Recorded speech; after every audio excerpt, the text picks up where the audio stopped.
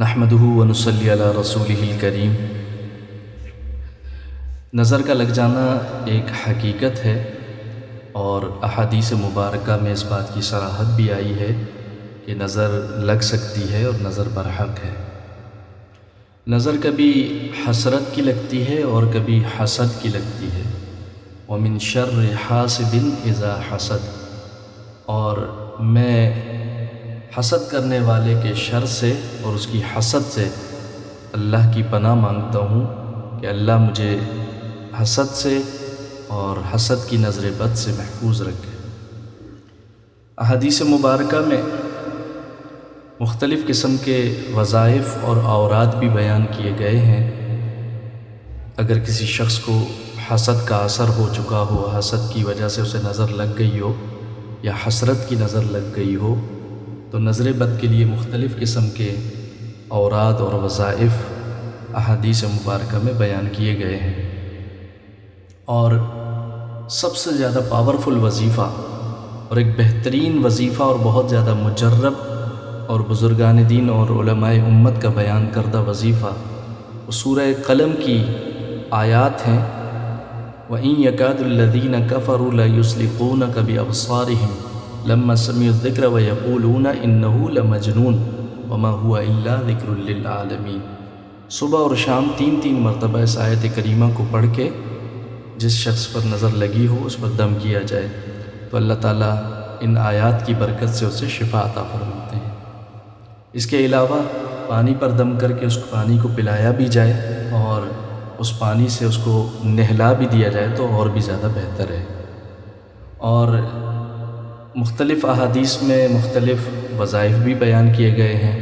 مثلا یہ بھی بتایا گیا ہے کہ سورہ فاتحہ ایک مرتبہ اور ایک مرتبہ آیت الکرسی پڑھ لی جائے، اور معوذتین یعنی قل اعوذ برب الفلق اور قل اعوذ برب الناس، یہ دو صورتیں یعنی کہ معوذتین، سورہ فاتحہ، آیت الکرسی اور معوذتین، ان تینوں کو پڑھ کے دم کیا جائے تو اللہ تعالیٰ اس سے بھی شفا عطا فرماتے ہیں۔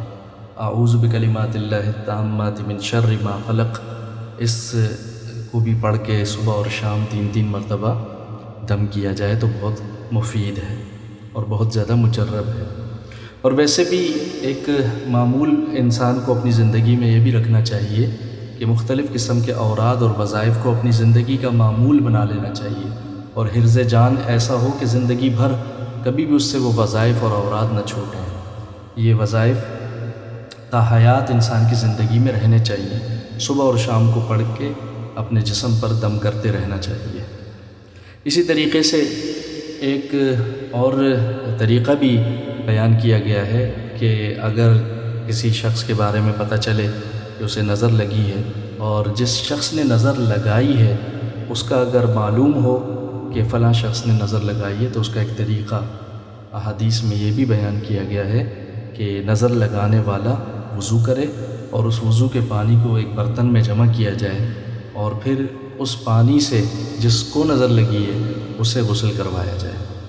تو یہ طریقہ بھی انتہائی مجرب اور مفید ہے۔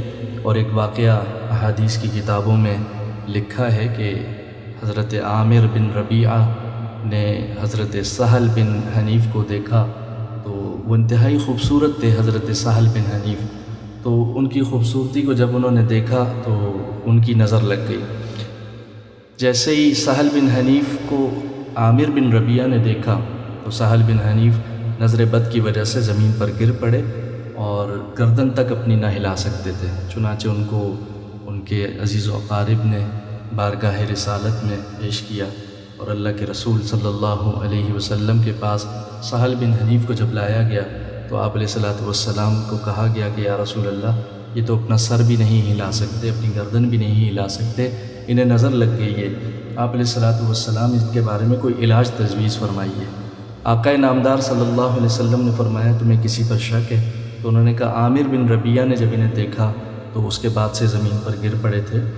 تو آپ علیہ الصلوۃ والسلام نے عامر بن ربیعہ کو بلوایا اور انہیں کہا کہ کیا تم اپنے مسلمان بھائی کو قتل کرنا چاہتے ہو؟ انہیں ڈانٹا اور سمجھایا، اور پھر ان سے کہا کہ تم ایک برتن میں وضو کرو اور وضو کا جو پانی ہے وہ ایک برتن میں جمع کرو، اور پھر اس پانی سے سہل بن حنیف کو نہلایا گیا۔ ان پہ وہ پانی جب ڈالا گیا تو فوراً سے وہ صحت مند ہو گئے، تندرست ہو گئے، چلنے پھرنے لگ گئے۔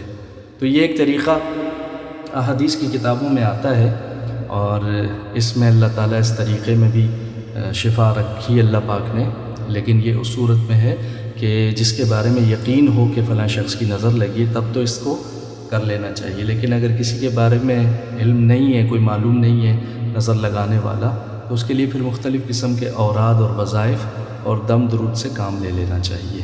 اللہ تعالیٰ سے دعا ہے کہ اللہ تعالیٰ ہمیں دین پر استقامت نصیب فرمائے۔ وآخر دعوانا ان الحمد للہ رب العالمین۔